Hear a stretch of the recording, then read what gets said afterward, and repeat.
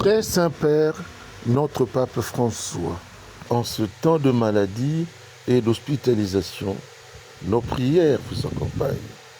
Votre mission n'est pas achevée. Venez à la moisson du Seigneur.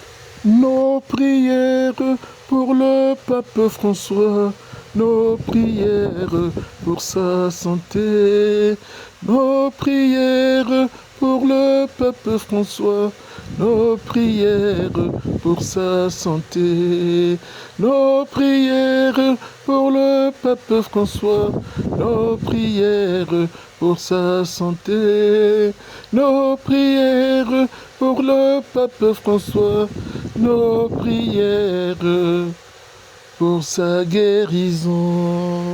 Mama Marie, Mama Bomba, Papa, Mama Marie, Mama Bomba, Papa, Mama Marie, Mama Bomba, Papa, Mama Marie, Mama Bomba, Papa, Papa Nabisa Zalina Maladie, Mama Marie, Mama Bomba, Papa, Papa Nabisa Kotilopi, Talo, Mama Marie, Mama Bomba, Papa, Mama Marie, Mama Bomba, Papa, Mama Marie, Mama Bomba, Papa, Mama Marie, Mama Bomba, Papa, Mama Marie, Mama Bomba, Papa, Fratelli tutti, tutti fratelli, fratelli tutti, tutti fratelli. Questa legge viene del Signore, questa legge viene del Signore. Dove Dio, qua c'è l'amore. Dove Dio, qua c'è l'amore. Dove il perdono, qua c'è l'amore. Dove il perdono, qua c'è l'amore. Fratelli tutti, tutti fratelli, fratelli tutti, tutti fratelli. Ce mardi, une foule en liesse s'était amassée aux abords des avenues de la mégapole congolaise de Kinshasa pour accueillir le pape dans sa papa mobile peu après son arrivée à l'aéroport. Les fidèles du plus grand pays catholique africain attendaient la venue du Saint-Père avec grande impatience, espérant qu'il mette en lumière la situation dans l'est du pays et diffuse un message de paix entendu à l'international. Le premier discours du pape au palais présidentiel est allé dans ce sens car le pape a comparé la RDC à un diamant précieux d'une valeur inestimable, dénonçant avec force le colonialisme économique et soulignant l'importance de la convergence des forces pour parvenir à la paix. Ce sont des sentiments inhumains, des sentiments antichrétiens qui paralysent le développement et ramènent en arrière vers un sombre passé. En parlant de frein au développement et de retour au passé, il est tragique que ces lieux, et plus généralement le continent africain, souffrent encore de diverses formes d'exploitation. C'est cette devise qui sort de l'inconscient de tant de cultures, tant de gens. L'Afrique doit être exploitée. Et cela est terrible. Après le colonialisme politique, un colonialisme économique tout aussi asservissant s'est déchaîné. Ce pays largement pillé ne parvient donc pas à profiter suffisamment de ces immenses ressources. On en est arrivé au paradoxe que les fruits de sa terre le rendent étranger à ses habitants. Le poison de la cupidité a ensanglanté ses diamants. C'est un drame devant lequel le monde économiquement plus avancé ferme souvent les yeux, les oreilles et la bouche. Mais ce pays et ce continent méritent d'être respectés et écoutés. Ils méritent espace et attention. Retirez vos mains de la République démocratique du Congo. Retirez vos mains de l'Afrique. cesser d'étouffer l'Afrique. Elle n'est pas une mine à exploiter, ni une terre à dévaliser. Que l'Afrique soit protagoniste de son destin. Que le monde se souvienne des désastres commis au cours des siècles au détriment des populations locales et qu'il n'oublie pas ce pays ni ce continent. Que l'Afrique, sourire et espérance du monde, compte davantage, qu'on en parle davantage, qu'elle ait plus de poids et de représentation parmi les nations. Lors du jubilé de prêtres en 2016, dans la basilique Sainte-Marie-Majeure, le pape fait son entrée à midi pour la seconde méditation. En rouge, notre frère l'abbé Pierre Zatouli en train de filmer. Cette proximité avec le Saint-Père se renouvellera à Kinshasa, sur l'autel du podium de Ndolo, lors de la messe du Saint-Père. Et sur les images, c'est l'abbé Pierre à l'extrémité gauche qui communie devant le pape François. Et dans cette basilique Sainte-Marie-Majeure, le pape parlera de Pierre qui a régné la mie et Pierre qu'on a fait pape. 7 ans après, à Kinshasa, pendant les retrouvailles, l'abbé Pierre qui a salué le Saint-Père s'était présenté à lui en ces termes. Je suis donc Pietro, c'est-à-dire que je suis l'abbé Pierre, Pierre qui a régné la mie et qu'on a fait pape. Le Saint-Père, se souvenant de cette parole, a esquissé un large sourire et a gardé longtemps, un peu plus longtemps que les autres, l'abbé Pierre, au grand étonnement de notre frère et ami, le professeur, docteur, l'abbé Léonard Santedi. La Providence a voulu aussi que pendant que le pape parlait, la zone où l'abbé Pierre Zatouli était dans la basilique a été balayée à plus de 3 reprises par les télévisions vaticanes.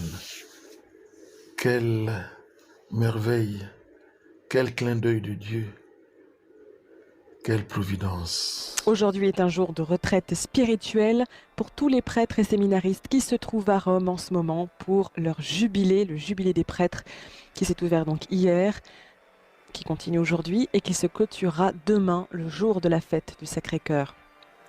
Le pape vient tout juste de faire son entrée dans la basilique de Sainte-Marie-Majeure où l'attendent, souriants, enthousiastes, des centaines de prêtres et de séminaristes. Basilique Sainte-Marie-Majeure que le pape affectionne tout particulièrement d'ailleurs. Donc aujourd'hui, c'est la journée catéchèse papale, si l'on peut dire. Le pape leur dispense 3 catéchèses. Une première ce matin en la basilique Saint-Jean de Latran sur la honte et la dignité dans le péché, comme vecteur qui conduit le pécheur à la miséricorde. Et cette deuxième catéchèse maintenant qui se tient en la basilique de Sainte-Marie-Majeure. Gloria Patri et Filio et Spiritui Le pape inaugure la prière de Sexte, le jubilé des prêtres, que le pape a conçu comme un moment de pause, finalement, pour les prêtres au milieu de leurs nombreuses activités pastorales, un moment de pause, de repos dans le Seigneur, et un moment aussi de redécouvrir l'essence même du ministère sacerdotal. Ministère, vocation, dont la miséricorde reste bien évidemment le cœur.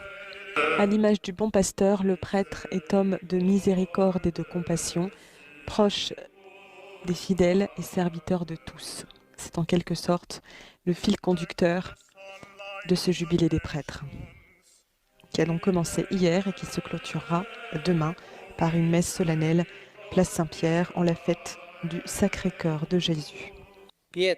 Pierre reçoit la miséricorde dans sa présomption d'homme de bon sens.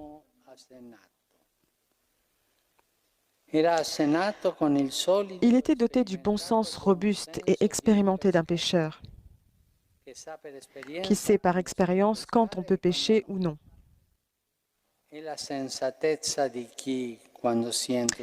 le bon sens de celui qui, lorsqu'il s'enthousiasme en marchant sur les eaux et en obtenant une pêche miraculeuse, et qu'il commet un excès en se regardant lui-même, c'est demander de l'aide au seul qui peut le sauver. Ce Pierre a été guéri de la plus profonde blessure qu'il puisse y avoir. La plus profonde.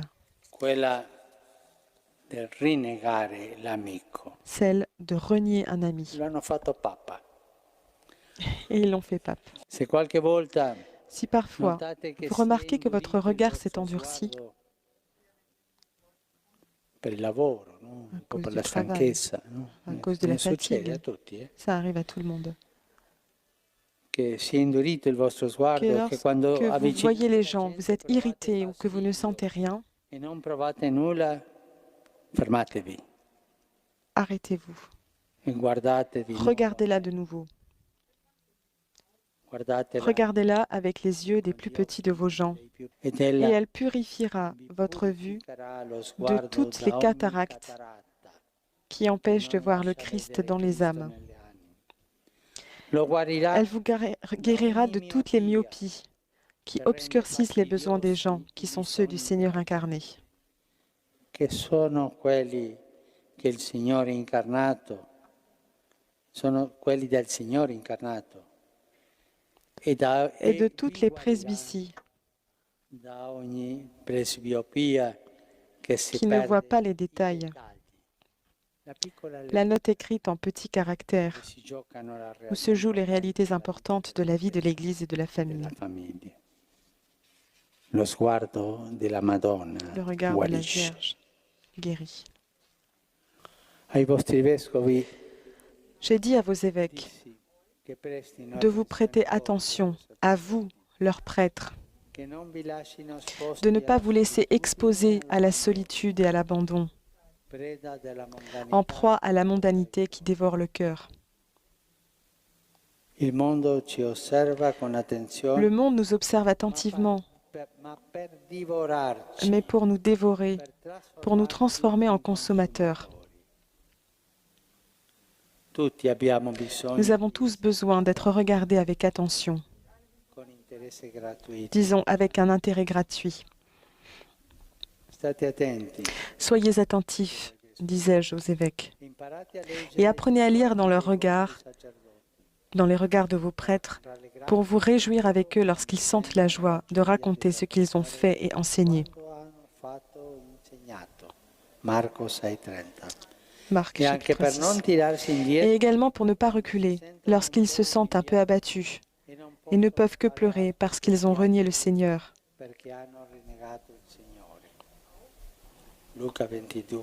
Luc 22. Et aussi, pourquoi pas, pour les soutenir en communion avec le Christ, quand l'un ou l'autre déjà abattu sortira avec Judas dans la nuit. Jean 13.